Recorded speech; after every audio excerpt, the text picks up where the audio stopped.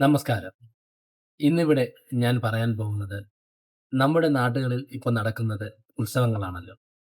ആ ഉത്സവങ്ങളെക്കുറിച്ചും, ആ ഉത്സവങ്ങളിലെ ദേവീക്ഷേത്ര സങ്കല്പങ്ങളെക്കുറിച്ചുമാണ്.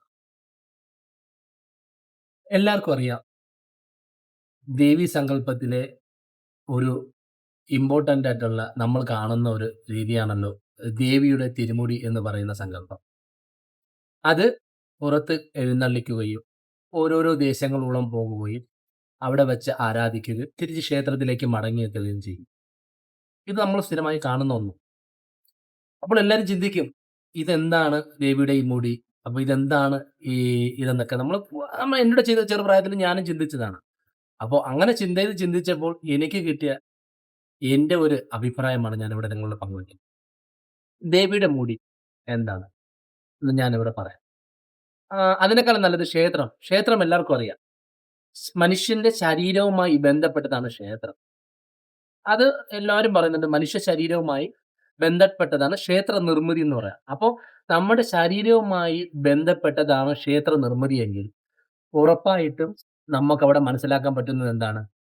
ആ ക്ഷേത്രം എന്ന് പറയുന്നത് തന്നെ നമ്മൾ തന്നെയാകുന്നു എന്നുള്ളതാണ്. അപ്പോ ഇനി ഞാൻ പറയാൻ പോകുന്നത് ക്ഷേത്രത്തിലെ ദേവീ സങ്കല്പ തിരുമുടിയെക്കുറിച്ചാണ്. അപ്പൊ നമ്മളെല്ലാരും കാണും പൂജാരി അദ്ദേഹത്തിന്റെ തലയിൽ ആ മുടി എടുത്ത് വെച്ച് ദേശങ്ങളോളം നടക്കുകയും അവിടെ പൂജകൾ കഴിപ്പിക്കുകയും തിരിച്ച് ക്ഷേത്രത്തിൽ വരികയും ചെയ്തു. എല്ലാവർക്കും എല്ലാവർക്കും എന്റെ മനസ്സിലും ഉണ്ടായിരുന്നൊരു ചിന്തയായിരുന്നു. എന്താണ് ഈ മുടി എന്നുള്ളത്? എല്ലാരും അത് ദേവിയാണ്, ദേവിയാണെന്ന് പറയുന്നു. ശരിക്കും ദേവി സങ്കല്പമാണത്. ശരിക്കും ആ മുടി എന്താണ് ഉദ്ദേശിക്കുന്നത്? നമ്മുടെ മനുഷ്യ നമ്മുടെ തലച്ചോറിന് അത് തലയുടെ ഉള്ളിലെ തലച്ചോറിനെയാണ് അത് ഉദ്ദേശിക്കുന്നത്. ഈശ്വരൻ എന്ന് പറയുന്നത് ബുദ്ധിയാകുന്നു. അതായത് ബുദ്ധി എന്ന് പറയുമ്പോൾ ചിന്തയാകുന്നു.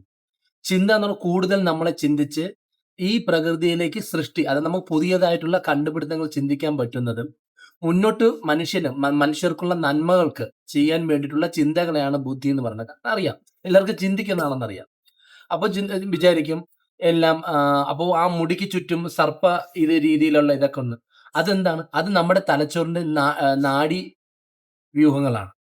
അത് പിണഞ്ഞാണ് ഇരിക്കുന്നത്. നമുക്ക് എല്ലാവർക്കും അറിയാം സയൻസിൽ എടുത്ത് നോക്കുമ്പോൾ നാഡികളെല്ലാം പിണഞ്ഞാണ് ഇരിക്കുന്നത്. ഒരു നാ പ ഇരു പാമ്പുകൾ പരസ്പരം ചുറ്റി നിൽക്കുന്നത് പോലെയാണ് നിൽക്കുന്നത്. അപ്പൊ ഈ മുടിയുടെ ഇത് നിങ്ങൾക്ക് മനസ്സിലായല്ലോ. അത് നമ്മുടെ തലച്ചോറും, ആ നാഗങ്ങൾ എന്ന് പറയുന്നത് നമ്മുടെ തലച്ചോറിലൂടെ ചുറ്റിയിരിക്കുന്ന നാഡികളുമാണ്. ഈ നാഡികൾ ഉദ്ദീപിക്കുന്നതോടുകൂടി നമ്മുടെ തലച്ചോറിലേക്ക് ബുദ്ധി അതായത് തലച്ചോറ് വളരുകയും രക്തയോട്ട സമ്മർദ്ദം നടക്കുകയും അതിലൂടെ നമ്മുടെ ചിന്താശേഷി ഉയരുകയും നമ്മൾ കൂടുതൽ കൂടുതൽ മറ്റുള്ളവരിൽ നിന്നും കൂടുതൽ അറിവുകൾ നേടുകയും ഈ അറിവുകൾ വെച്ച് നാടിനും നാട്ടുകാർക്കും നന്മയുള്ളതുമായിട്ടുള്ള കാര്യങ്ങൾ ചെയ്യുമ്പോഴാണ് നമ്മൾ ഈശ്വര തുല്യനാകുന്നതും നമ്മൾ ഒരു മറ്റുള്ളവരിൽ നിന്നും നമ്മൾ ഒരു പ്രത്യേകതയായിട്ടുള്ള ഒരു വ്യക്തിയായി മാറുന്നത്. അപ്പോൾ ഇതാണ് ക്ഷേത്രങ്ങളും ക്ഷേത്രത്തെക്കുറിച്ചുള്ള ആ തിരുമുടിയെക്കുറിച്ചുള്ള എന്റെ അഭിപ്രായം. അതായത് നമ്മുടെ തലച്ചോറും ആ തലച്ചോറോട് അനുബന്ധിച്ച നാഡികളും അതിനെ ഉദ്ദീപിപ്പിക്കുക. അതുകൊണ്ടാണ് നിങ്ങൾ ശ്രദ്ധിച്ചു കാണണം.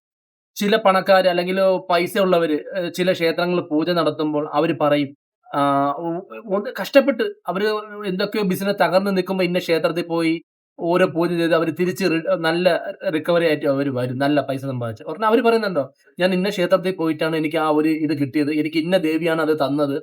ഇന്ന ദേവിയാണ് അത് എനിക്ക് കൊടുത്തത് എന്നുള്ളതൊക്കെ എല്ലാരും പറയുന്നുണ്ട്. അതെന്താണ്?